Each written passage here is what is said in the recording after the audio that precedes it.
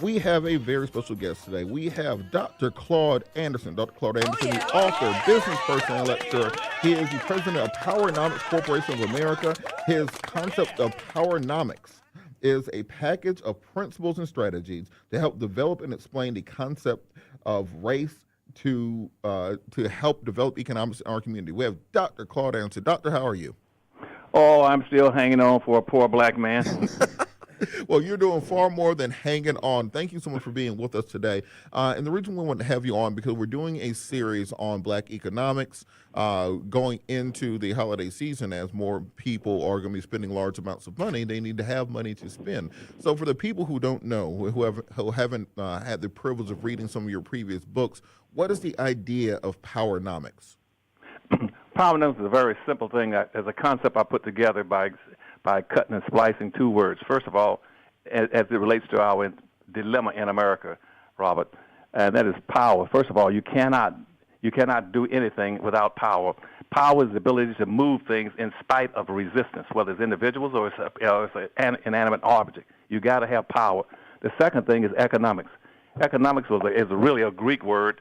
I just cut the EC off of it, and because the Greek word meant getting one's house in order.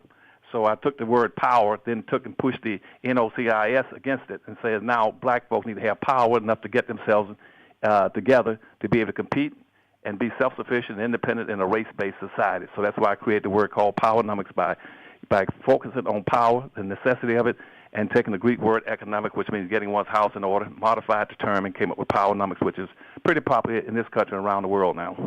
And so how does one get power and use it to get their house in order? Say it again now. How does one get power and use that to get his house in order? What are the principles of Powernomics?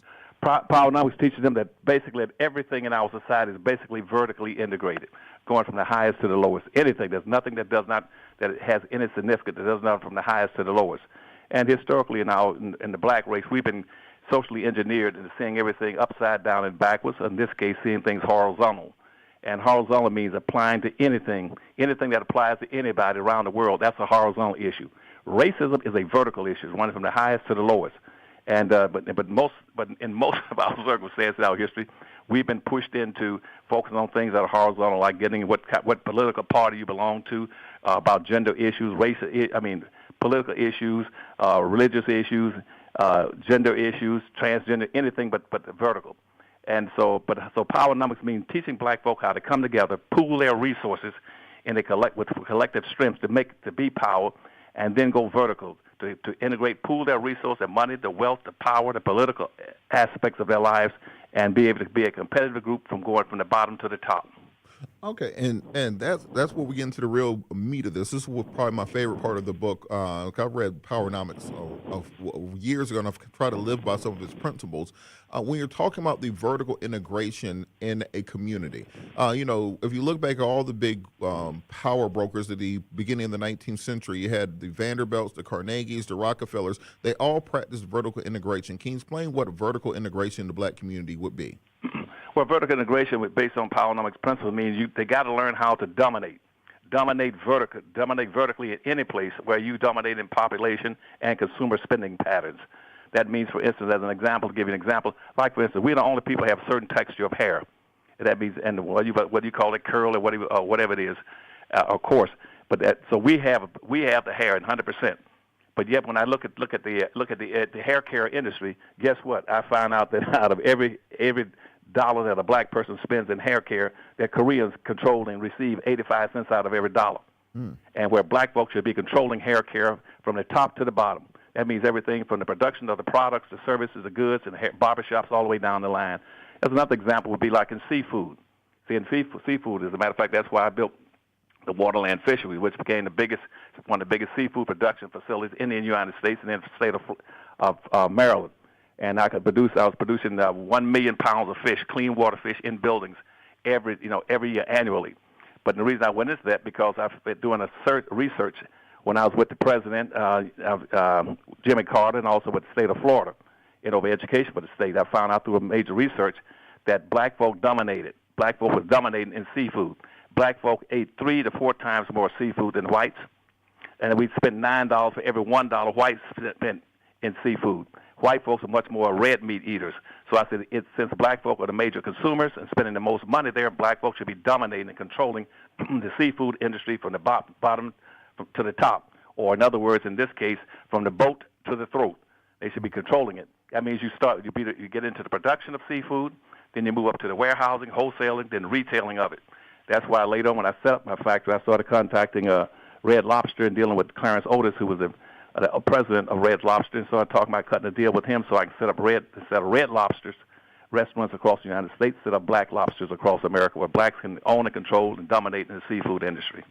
And I think a big part of that is far too often our inspiration becomes our aspiration. So for many of us, we only see the things around us and see those as being the things that we can do. So we think that the ways that you get wealthy is some people think you become a rapper, you become a dope boy, or on the other side, you have to become a lawyer or a doctor. But you don't think, well, we eat a whole bunch of chicken wings in Atlanta. Lemon pepper wings are the biggest thing on earth. So how about opening a chicken farm? How about opening a feed lot that feeds those chicken farms? Why don't we buy property where we can grow the wheat that we batter the chicken in to fry it? Those are those ideas of vertical integration that aren't taught in our community. Why do you think that that's so lacking for us? Because I think you already articulated, but you're right on target. It's because we don't see it. Seeing is believing, believing is perceiving, perceiving becomes, that's what you become. If black folk don't see those opportunities, they'll never be able to get into them. And that's one reason why I started the Harvest Institute think tank, be able to use Powernomics principles, starting to enculturate black folk with the ideas and beliefs that they are special people. And they got to broaden their perspectives to be able to see what opportunities are before them and go after them. And I guess I had a blessing also. When I got in, after I got in with President Carter, and I was the first black assistant secretary in the United States in the Department of Commerce, and also I was appointed to be probably only black person in history that was a chairman for economic development for governors and southern governors, eastern governors. So what I did there is I said, I'm looking at the perspective again of where blacks dominated. So I started setting up special programs, and first thing I did was set up Hilton Head Seafood Co-op in Hilton Head Island for black folk. Then also I set up a crab storing facility for black folk in Johns Island. I've introduced black folk to shrimping farming in Louisiana. I set up another program for Midwest Seafood Distribution Program to introduce seafoods all in the Middle West. And the last thing I set up was called I had an underutilized species program where I had the fishermen in this country contacting the seafood industry and say all the fish you're throwing away and abandoning because it's illegally caught, you don't want it, rather than throwing it overboard, put it into plastic bags and freeze it and bring it back. And out of that, I set up trade programs to start exporting the fish that was being thrown away in this country, take it to third world nations. I went to go to Venezuela, Colombia, and all through Africa, promoting seafood opportunities for black folk. And again, taking something that black folk had never seen and teaching them how to dominate in seafood and showing them the opportunities through my experiences in politics and also through the Harvest Institute. And so we got to go to a break in a second. But one thing that can you stick with us for another segment after this? Oh, sure. Uh-huh. Okay. One thing that I want to address after the break is how exactly we open our folks' eyes up to these other opportunities, these non-glamorous opportunities. The richest man I ever met in my life was in Waverly Hall, Georgia. He owned about 1,000 acres of property, and he wore overalls and drove a tractor every day. That's not attractive to our young people, and they don't think of those as causeways to wealth. They want the fancy cars. They want the shiny things. They want the edifices of prosperity, but they don't want those low down, dirty, hard-working parts of it. So what do we need to do to open their eyes and open their vision up where they can see that those are the real ways to become wealthy? Those are the real ways to really prosper and leave something to the next generation that they can really pick up and run with. Even me, my full-time job is being a lawyer, but I can't pass that on to my child if I have children. I can't pass that on unless they decide to follow in the same path, unless they decide to go through the same rigorous educational and social programs to do that. However, if you own a business, if you own a store, if you own a farm, if you own an industry, you can do like Donald Trump did, which is just hand it off to your kids and wait for them to get enough good sense to be able to run it for you in the interim. So because we don't do that, because we don't they don't have an interest in doing that, it's hard to create this generation over generation kind of landslide effect of wealth. That as one generation becomes wealthy and passes on to the next one, then by the time you get to the bottom of the hill, now you're sitting on enough money to be set up for generations into the future, as opposed to each generation starting over and reinventing the wheel. Okay, do you want me to respond to that? Or are you Oh yeah, just real quick start, and then we'll probably continue it after the break. Okay, fine. See, back to the earlier point I made. Is blacks have been programmed not to do what you're suggesting and what you're seeking. Blacks in this country are pretty much programmed to go into safe areas, things that were non-conflicting with white society, because that's why you had the slave codes of 1705, which prescribed exactly how black folk would operate in our society and how white folks are operating. Black folk could not do anything that would be competitive with whites in any respect. That was a cardinal sin in the 1705 slave codes. And then again in 1710, the same thing was reinforced. And after that, when slavery ended in this country, that's what the black codes did. Again, laid out what black folk could do and could not do. And the white folks call that a code of conduct, a code of official behavior, acceptable behavior. Anything that black folks did that was threatening and insultive and challenging the whites was totally unacceptable. That's why even in education, when blacks were finally, after the Civil War ended, when black folk were allowed to have education, because before the Civil War, the public code was that no light should enter a black man's mind. They enacted laws that says that anybody caught teaching a black person to read or write, it'll cost you $100 and 39 lashes with a whip. But after the Civil War ended, and black folk again had an education to go to school, the first schools they set up was like Howard University. They put Howard University into existence as being the exceptional school for even teaching black folk anything of being competitive in nature.